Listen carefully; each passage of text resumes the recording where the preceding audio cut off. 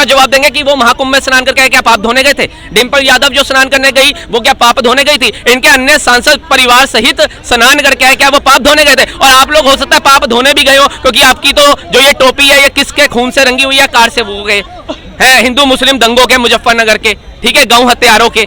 ऐसे गौ की हत्या करने वालों के दोषी अगर गंगा में स्नान कर रहे हैं तो ये लोग अपनी प्रतिक्रिया देते हैं कि हम पाप धोने गए हैं। लेकिन पाप ऐसे मुक्त नहीं होते, कर्म सबके लिखे जाते हैं। अगर पाप गंगा में डुबकी लगाने से मुक्त हो जाते तो सारे पापी गंगा में डुबकियां लगा रहे होते। गंगा एक आस्था का केंद्र है, एक हमारे आराध्य का देश। दिल्ली में बीजेपी ने सरकार बना ली है, जो वादे करे थे वो पूरे कर पाएगी? बिल्कुल करेगी।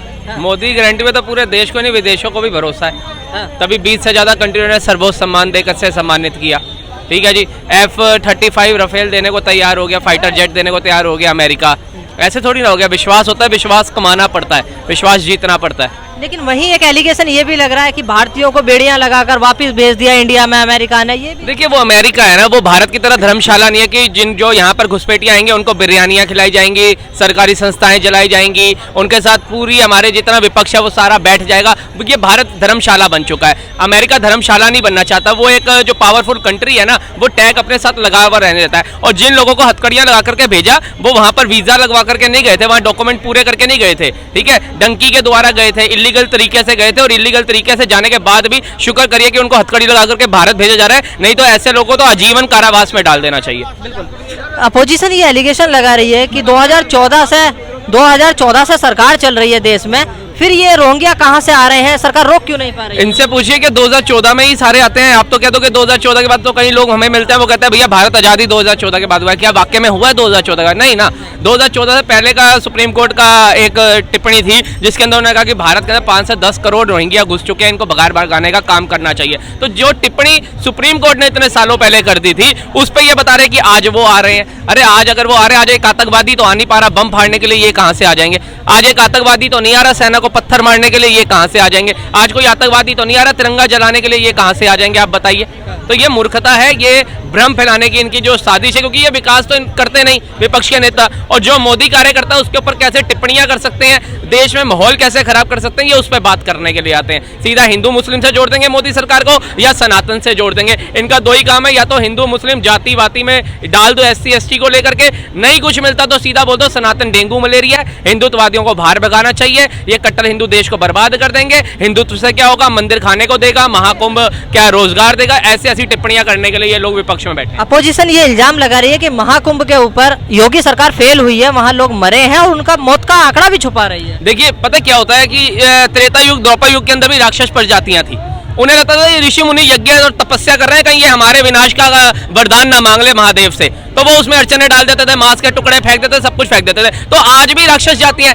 यूपी इतना बड़ा नहीं है, और उस इतने से यूपी के अंदर एक छोटा सा जगह है प्रयागराज। उस प्रयागराज में 55 से 60 करोड़ श्रद्धालुओं ने स्नान कर लिया, वो इनको नहीं दिखा। वो 55 से 60 करोड़ लोगों के लिए रहने की, खाने की, बिजली की, पानी की व्यवस्था इतने अच्छे तरीके से चल गई, वो नहीं देखा। उन 50 से 60 करोड़ लोगों के बीच में किसी भी महिला के साथ, किसी भी बहन बेटी के साथ अभद्रता नहीं हुई, दुष्कर्म नहीं हुआ, वो इन्होंने नहीं देखा। वो 55 से 60 करोड़ की आबादी जो महाकुंभ में स्नान करने के लिए गई, उसने रातों रात हर एक राज्य से आने वाले श्रद्धालुओं ने वहां की आर्थिक स्थिति बदल दी, ये उन्होंने नहीं देखा। वहां पर क्या अंबानी का लड़का और क्या अडानी का लड़का वो तक स्नान करके आ गए, कोई छुआछूत बीमारी वाली कहानी नहीं हुई, वो इनको अच्छा नहीं। वीवीआईपी कल्चर तो रहा था। अब आप बताइए, खली जैसा एक बंदा नॉर्मल लोगों के बीच में नहाने के लिए गया था, स्नान करने के लिए गया था, और लोग भारत के फोटोए ले रहे थे उसके साथ। अब एक इंसान, एक सेलिब्रिटी अगर बीच में जाता तो लोग स्नान छोड़ करके, अपनी आस्था छोड़ करके उसका फोटो खिंचवाने में लग गए, उसके साथ डुबकियां लगा रहे हैं उछल उछल करके। अब बताइए, इससे क्या माहौल खराब नहीं होगा? और वीआईपी को इसलिए अलग भेजा जाता है ताकि जैसे केदारनाथ हो रहा था ना, कि हर दूसरा बंदा ही केदारनाथ रील्स बनाने पहुंच गया था, यूट्यूबर्स बनने का शौक चढ़ गया था सबको, और वहां पुजारियों को लठ लेके निकलना पड़ा था कि यह आस्था का केंद्र है, ये तुम्हारे रील्स बनाने की जगह नहीं है, रील्स वगैरह बनानी है तो पार्कों में जाओ। तो ऐसा ही माहौल महाकुंभ में ना हो, इसलिए जितने सेलिब्रिटी हो, वीआईपी हो, उनको एक अलग लेके गए। क्या योगी आदित्यनाथ जी बीच में स्नान करने जाते लोगों के बीच से, क्या लोग उनको इजीली जाने देते? लोग या योगी, जय श्री राम, महादेव के नारे लगा सारे सेल्फी निकाल करके बैठ जाते। और अखिलेश यादव, डिम्पल यादव, ये तो खुद स्नान करके आ गए, तो ये श्रद्धालुओं को क्या गुमराह कर रहे हैं कि वहां स्नान मत करने जाओ? आप बताइए। वैक्सीन को लेकर भी इन्होंने कहा था कि भैया कोरोना की वैक्सीन मत लगवाना, ये तो मोदी की वैक्सीन है, इससे मर जाओगे, ये हो जाएगा, और खुद परिवार सहित जाकर के वैक्सीन लगा के आ गए। मतलब हमारा परिवार तो बच जाए कोरोना की बीमारी से, हमारा परिवार तो स्नान करके ये सौभाग्य प्राप्त कर ले, लेकिन जो जनता है उनके दिमाग में डाल दो कि महाकुंभ मृत्यु कुंभ है। लेकिन अपोजिशन ये एलिगेशन लगा रही है कि जो पापी है वो अपने पाप धोने जा रहे हैं, ये बेकार है और ये सारी चीजें। देखिए, जो श्रद्धालु जा रहा है वो अपनी आस्था के प्रतीक को मानते हुए जा रहा है, लेकिन क्या अखिलेश यादव इसका जवाब देंगे कि वो महाकुंभ में स्नान करके क्या पाप धोने गए थे? डिंपल यादव जो स्नान करने गई वो क्या पाप धोने गई थी? इनके अन्य सांसद परिवार सहित स्नान करके आए, क्या वो पाप धोने गए थे? और आप लोग हो सकता है पाप धोने भी गए हो, क्योंकि आपकी तो जो ये टोपी है ये किसके खून से रंगी हुई है? कार से वो गए हैं, हिंदू मुस्लिम दंगों के, मुजफ्फरनगर के, ठीक है, गौ हत्यारों के। ऐसे गौ की हत्या करने वालों के दोषी अगर गंगा में स्नान कर रहे हैं तो ये लोग अपनी प्रतिक्रिया देते हैं कि हम पाप धोने गए हैं, लेकिन पाप ऐसे मुक्त नहीं होते, कर्म सबके लिखे जाते हैं। अगर पाप गंगा में डुबकी लगाने से मुक्त हो जाते तो सारे पापी गंगा में डुबकियां लगा रहे होते। गंगा एक आस्था का केंद्र है, एक हमारे आराध्य का महादेव का केंद्र है, माँ गंगा का केंद्र है, वहां हम जाते हैं और अपने पंचांग के द्वारा जो तिथि निकाली जाती है उस पर स्नान होता है। ऐसा नहीं कि कोई भी आएगा और वहां कर देगा, जाकर के उपद्रवी मचाएगा। इनसे पूछिए, महादेव के नारे लगने चाहिए थे, आपके सपोर्टर अखिलेश के नारे लगा रहे थे, उसके चंद आधे घंटे में ही वहां भगदड़ हो जाती है और 30 लोग। रोकने का काम तो प्रशासन का था। अब एक बात बताइए, प्रशासन इनके कार्यकाल की तरह हो जाए जिसमें आदि गुरु शंकराचार्य तक सेफ नहीं थे, उनको तो लाठी चार्ज में घायल होना पड़ा था। अभी मुक्तेश्वरानंद महाराज जो आज कहते हैं योगी को इस्तीफा दे देना चाहिए, क्यों योगी को इस्तीफा क्यों देना चाहिए? वहां पे महिला सुरक्षा हो रही है इसलिए, वहां पर कोई दंगा नहीं हो रहा इसलिए, वहां पर सारी चीजें सामान्य चल रही हैं इसलिए, वहां पर 55 से 60 करोड़ की आबादी स्नान कर लिया, महाकुंभ की इतनी अच्छी व्यवस्था कर दी इसलिए, या वहां पर हाँ भैया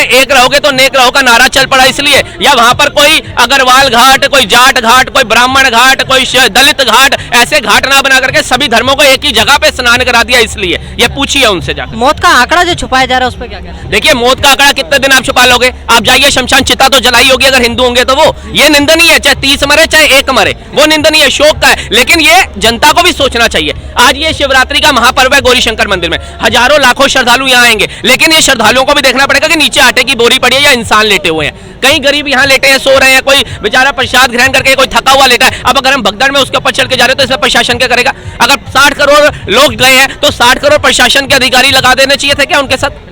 ये जनता को भी जागरूक होना करेगा। वहां पे कोई भगदड़ बम धमाके को लेकर के नहीं हुई है, वहां पर कोई दंगा नहीं हुआ है, वहां पर आप जैसे मेरे जैसे श्रद्धालु ही भागे हैं। क्यों? किसी एक मूर्ख ने अफवाह फैला दी कि भैया जी अखाड़े आ रहे हैं स्नान करने के लिए, अखाड़े आ रहे हैं लाठी डंडे लेकर के। तो ये मूर्खता अपने दिमाग से निकालो और स्नान करना है वो चाहे 5 मिनट पहले करो या 15 मिनट बाद करो, स्नान आपका होगा। बिल्कुल।